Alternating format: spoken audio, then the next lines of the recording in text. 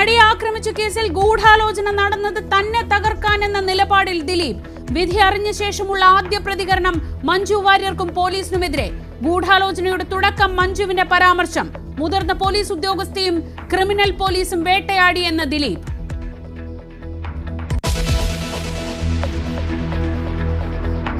കുറ്റവിമുക്തനായ ദിലീപിനെ ഇരുകൈയും നീട്ടി സ്വീകരിക്കാൻ സിനിമാ സംഘടനകൾ.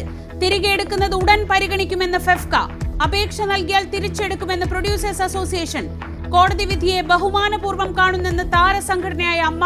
കോടതി വിധി ആഘോഷമാക്കി ആരാധകർ.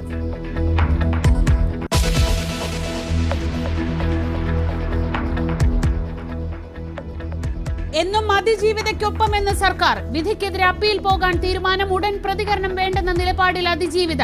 അവൾക്കും ഒപ്പമെന്ന് ആവർത്തിച്ച് സുഹൃത്തുക്കളും WCCയും. വിധി അന്തിമമല്ലെന്നും മേൽക്കോടതികൾ ഉണ്ടെന്നും മുൻ DGP ബി സന്ധ്യ.